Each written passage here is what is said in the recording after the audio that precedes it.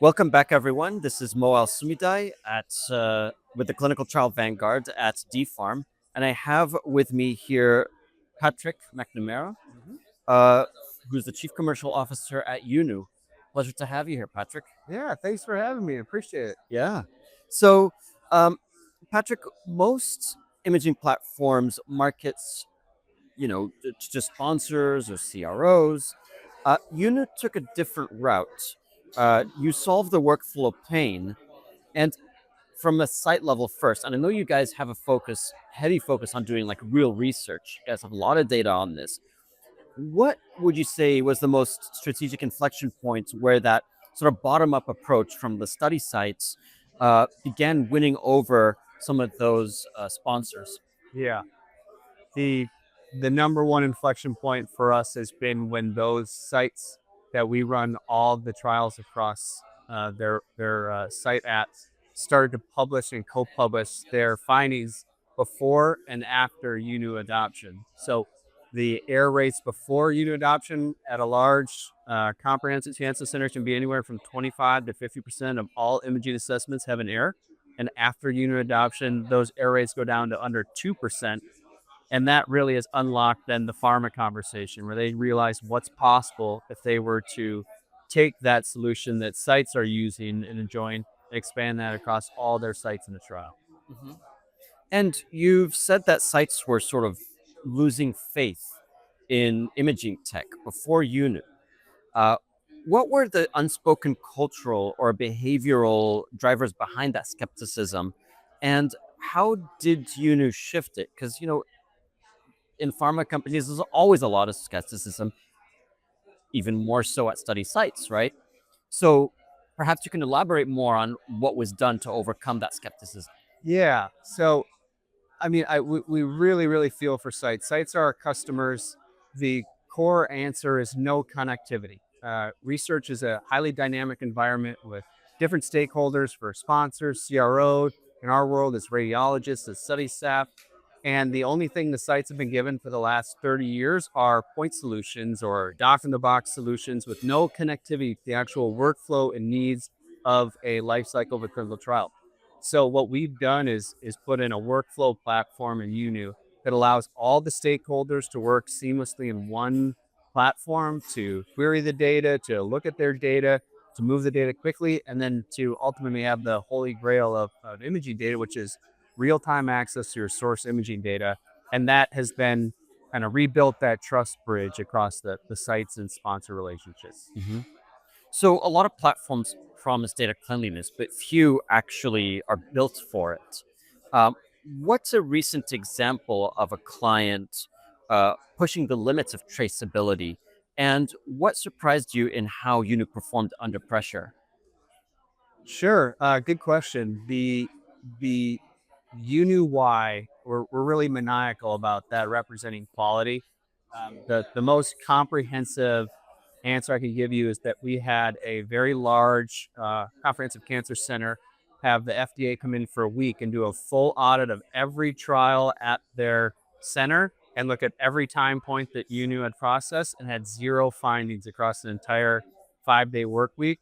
That for us has been a godsend to share with customers and sites and sponsors alike of here's what's going to happen when you do go through an audit because we have a completely traceable and transparent platform that you can work in. This is going to be the result, and you don't have to worry about data locks and have that same anxiety that you get with a traditional sponsor CRO data lock.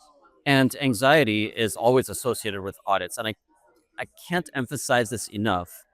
With R3 coming out, R3 is focusing heavily on digitizing your data, ensuring there's good traceability in your data, and making sure that you have access to it, and demonstrating to regulators that you also are implementing good governance and oversight over your study operations.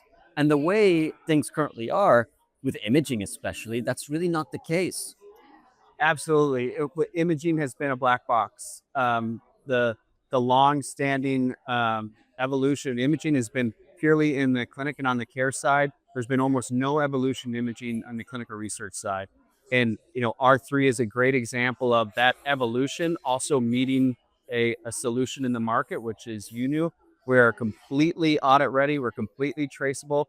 And then the main thing that sponsors are getting in response to the black box is a completely transparent workflow. So they can see where every image is across every site on every trial that they work in, and they will never come to us and say, hey, we have a question and we need to say, we got to come back to you later. We'll know Mhm. where it is in real time and have answers for you. And Mhm. that's just an entirely different environment. And as you said, in terms of being audit ready, there's nothing better than And so you guys talk about Universe, right? yeah. Um, so it's just more than tech. So it implies network effects. Can you walk us through a moment when connecting two trial nodes created an unexpected strategic value? Yeah, our universe is the connected network of readers and stakeholders that work in and on the Yunu platform. Um, a really simple but very powerful example is a top five comprehensive cancer center that had a significant imaging backlog. It was working through their own internal workflows. We, in a single click, move their work list to another large comprehensive cancer center to help them avoid any further backlog. We work through it at this comprehensive cancer center. And then when the core top five is ready to receive that work back in a single click, we can move all that work back onto their reader work list and their radiologists can go back to it. Sponsors have the same flexibility. They can avoid delays. They can avoid any query backlogs because if there is any backlog accruing, we can move that work to the next reader or reader group. And some of the biggest reader groups in the world are running on Yunu. Mhm. So, as sponsors face mounting pressure to diversify trial enrollment, many overlook the structural blind spot, which is radiology deserts. Like, we're talking about decentralized trials, expanding access to community networks and community sites.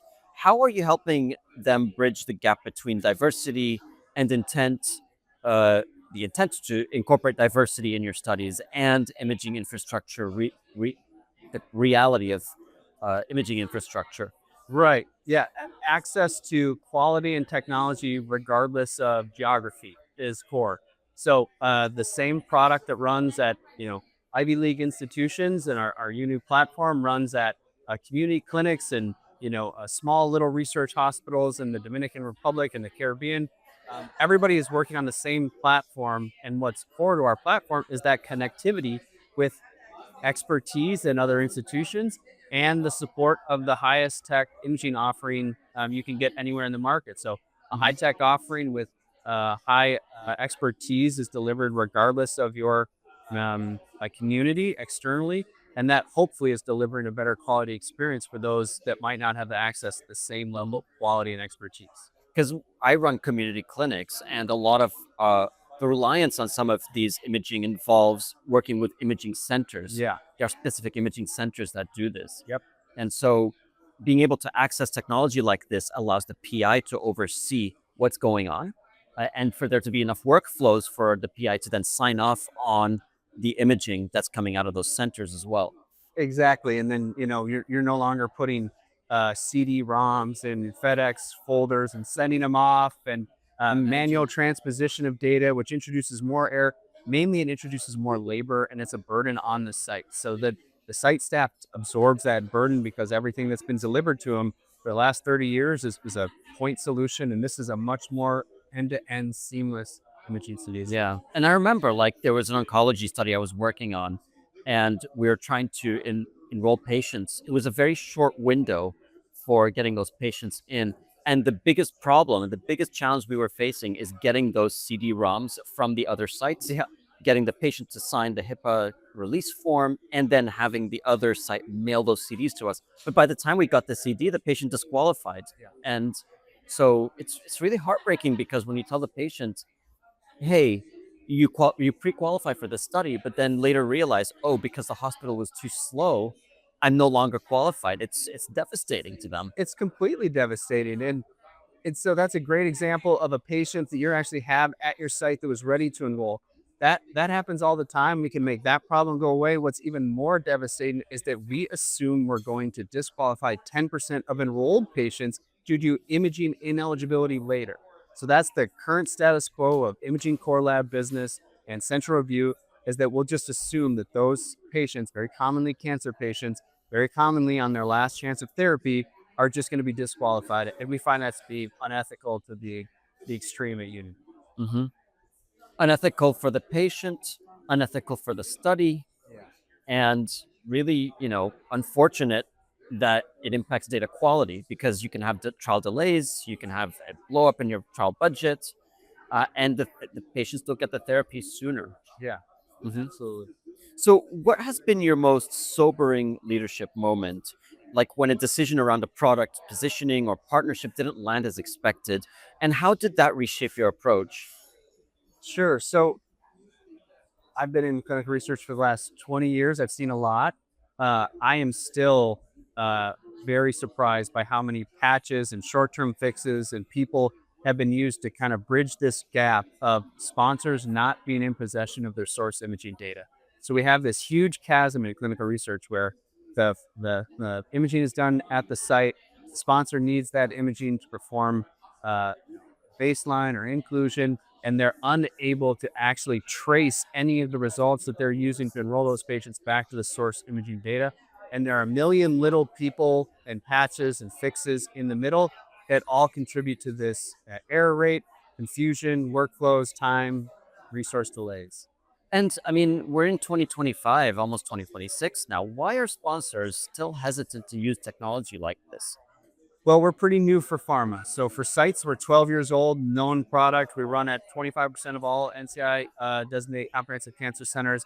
But for pharma, they're just starting to understand and unlock what's possible. So that's why that publishing that data with sites together, getting that strong endorsement from sites is allowing pharma to say, okay, we'd like to see this across all of the sites on our trial and not just a few of our largest. Mhm. Patrick McNamara, everyone, Chief Commercial Officer at Yunu. Thanks so much for chatting with us today. Yeah, thanks so much, Mo. I appreciate it.